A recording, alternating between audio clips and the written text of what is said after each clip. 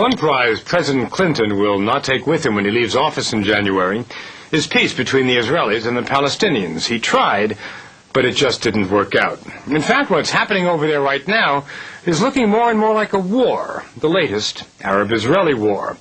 The fiercest battles in the Middle East were waged right here at the crossroad, at that army post which is there to protect the settlement, which is the focal point of Palestinian rage. In this one tiny area, which Palestinians now call the Martyrs' Junction, more than 30 were killed and hundreds were wounded. Millions of viewers watch this in-depth news report. Scenes like these of action and injury are broadcast all over the world. Flashed on the screen in dramatic sight bites, presented in a larger storyline, they're a major source of information about the enduring Arab-Israeli conflict. And yet, something is amiss, something that escapes the attention of news editors and viewers alike. Let's examine these images in their original context, the raw footage from which reporters and news editors piece together their stories. Most of the scenes you're about to see were filmed by Palestinian cameramen working independently, employed and equipped by Western news agencies at Netzarim Junction in the Gaza Strip on September 30th, 2000.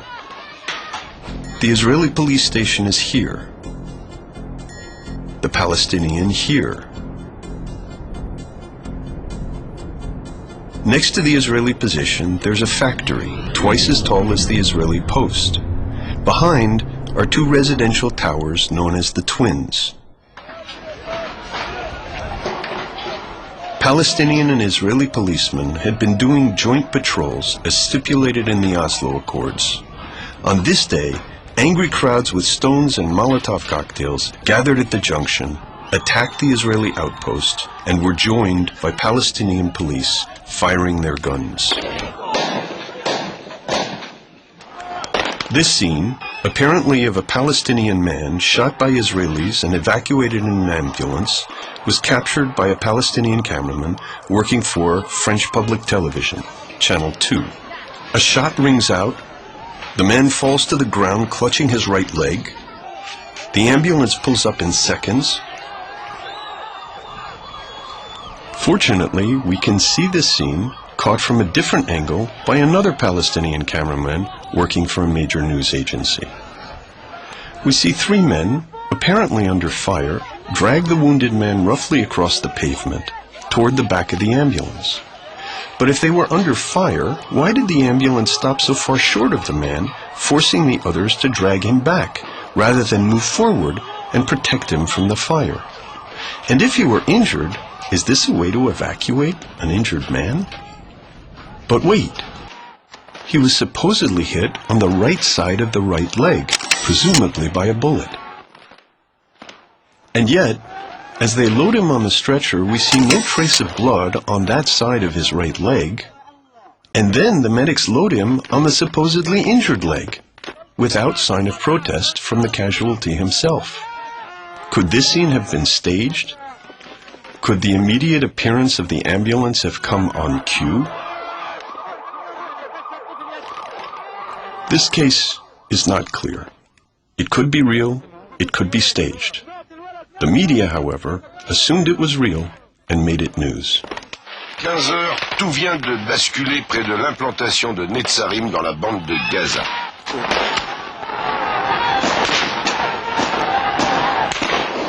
Let us consider another battle scene filmed that day, or possibly the day after. A Palestinian gunman fires into a hole in the wall. It looks like a tense moment of house-to-house fighting. We would assume he's firing at the Israelis. He is firing in their direction, but he can't be firing at them. Here he is, on the far side of the factory building, completely out of range of the Israeli position. Are Israeli soldiers inside the factory? All witnesses concur. They never left their fortified position. Earlier footage gives us a look inside the hole in the wall. The street fighter is conversing with his comrades inside the room he will soon be spraying with gunfire. A large crowd, mostly civilians, and a few men in military garb, mills around as Palestinian soldiers climb in and out of the hole in the wall. Note the civilians giving orders to a military man. Does this look like a war zone? Orders come to clear the area. Military men line up as if they're taking cover, but from what? Not Israeli bullets. And now the street fighter runs up to the hole in the wall and fires into the empty room. The raw footage clearly indicates a staged scene. A sight bite became news. Consider a third scene. This funeral procession was filmed by an Israeli reconnaissance drone in the aftermath of a military operation in Jenin in April 2002.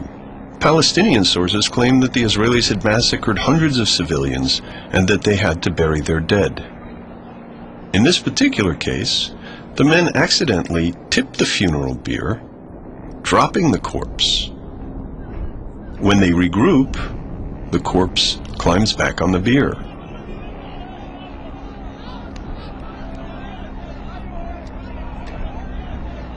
Later, a crowd has joined the procession.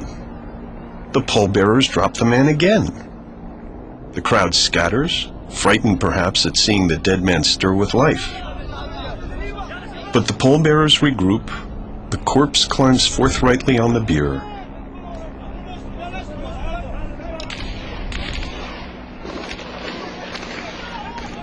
And once again, they wrap him in the winding sheet. Welcome to Pallywood. Pallywood is a bustling industry of alfresco cinema, stage news filmed in real time against a backdrop of a complex conflict we all think we know. It has directors, makeup men, sets, extras, often playing dead or injured, props, especially ambulances, plenty of cameramen, and sometimes large audiences.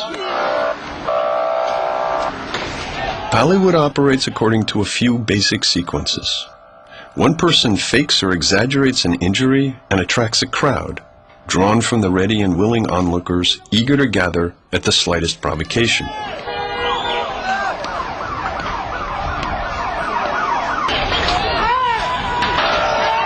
Someone waves or whistles, and an ambulance appears as if on cue. Frantic men grab the casualty, sometimes causing further injury, and load him into the ambulance. The hallmarks of Pallywood are casualties that look more like football players acting for the referee than real injuries, ever-ready ambulances, and rough evacuations that would cripple or kill a truly wounded victim. Why so rough?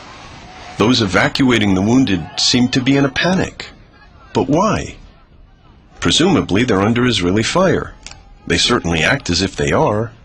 But if that were the case, wouldn't they carry the injured away from the Israeli post? Here a group of youths runs with an apparently injured boy away from the Israelis. But when they get to the other side of the highway, an adult grabs the boy from the youths and runs him back to an ambulance waiting right in front of the Israeli post, where people stand around, apparently unafraid of Israeli guns. Consider yet another scene. This young man runs across the road away from the Israelis, carrying what looks like a Molotov cocktail. He hands it off. A red stain on his forehead looks like blood, but his movements betray no sign of injury. He runs into a crowd where he becomes a casualty of war.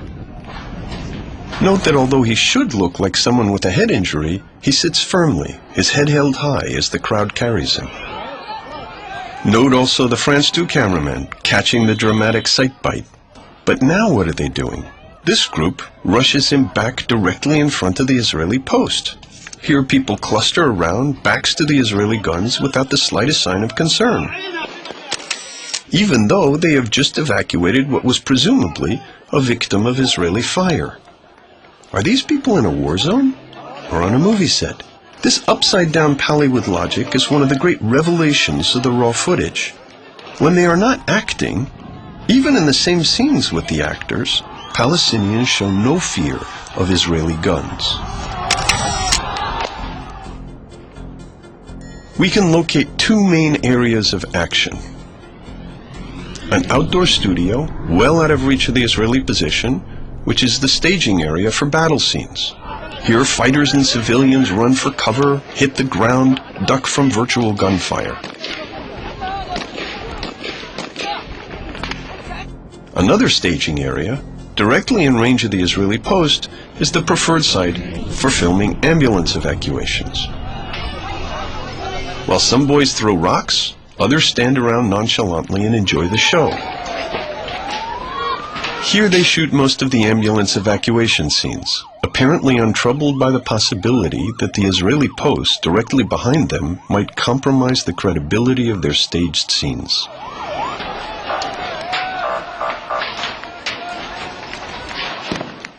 Cars, taxis, and trucks pass through the intersection. A family strolls by. Cameramen and assistants stand with their backs to the Israelis as an ambulance goes by. Our hot-headed actors seem to be reacting to stage directions, not to reality. What is the reality? It's sometimes difficult to separate truth from fiction.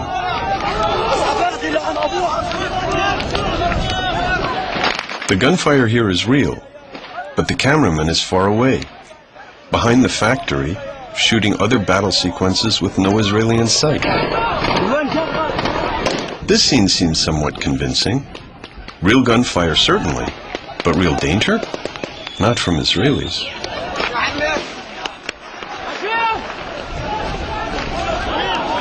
The cameraman is now moving north, away from the junction, the factory behind him.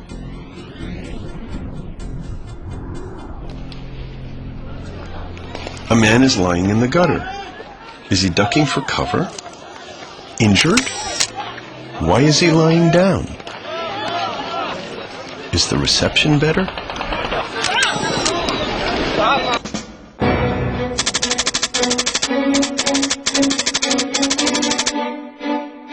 Pallywood employs cameramen in the field and journalists who cook stories of Israeli cruelty.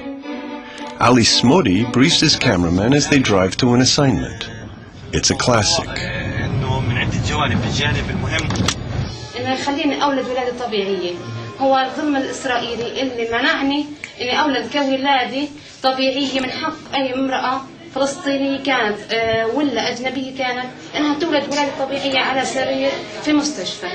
شغلت السيارة من هون نلاقي الأمبولانس في قباطي. نعم.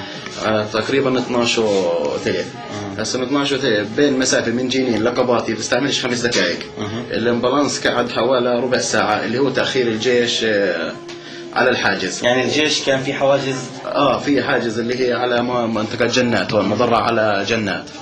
وفي هاي الفترة الولد أنا أجل المخاض لزوجتي وأنا اللي ولدتها وقمت بعملية الولادة كلياتها أنا. طيب رغم إني أنا بعرفش في هذا الحكي. أنت اللي كنت سائق؟ أنا اللي كنت سائق.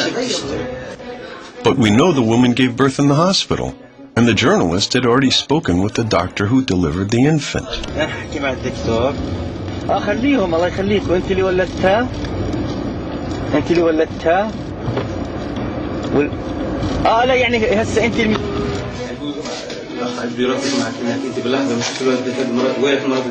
Here, the doctor who delivered the baby coaches the father.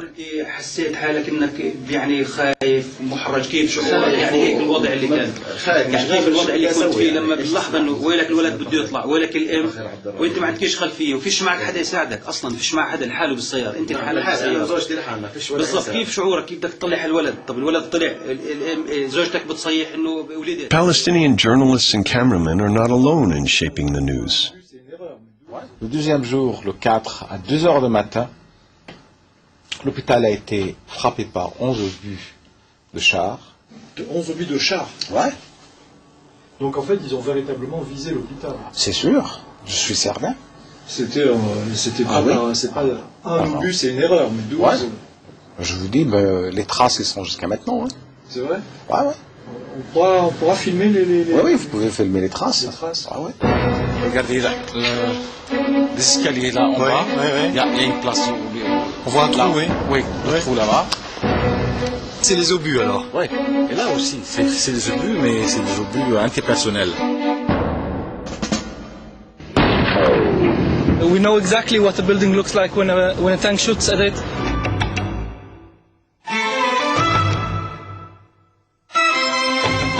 Pallywood Productions affirmed the repeated claims of Palestinian spokesmen.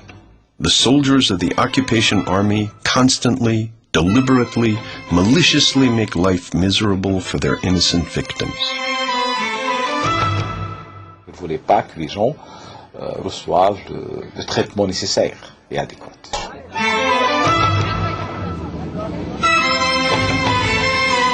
Même pas, on a tout distribué, on n'a même pas de quoi manger. ما شو تصير لفادي بوركين أنا مأشر كل ما شو تصير لكاخر أنا مأشر وأنا بقول له فهمه شو ما بده يأخذ وادي بوركين. Pallywood is a public secret on its home ground. The audience enjoys the staged show here right in front of the Israeli position. Sometimes the set needs to be cleared of an audience before the scene can be shot.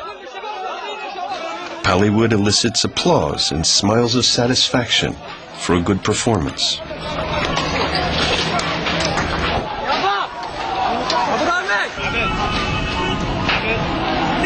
And Pallywood works. International news media extract a few convincing instances of these stage scenes and present them as news. In this one tiny area, which Palestinians now call the Martyrs' Junction, more than 30 were killed and hundreds... Not even the Palestinians claimed anything like that figure at the time. Here the New York Times, October 1st, 2000, reports 3 dead the day before at Netzarim. As we shall see, 2 of those turned out to be unsubstantiated. Pallywood, it seems, has the power not only to convince and influence an unsuspecting public, but also to enlist the best journalists, perhaps out of naivete, in its casualty production and inflation. More than 30 were killed and hundreds were wounded. In modern warfare, one picture can be worth 1,000 weapons. And that's what Pallywood is all about.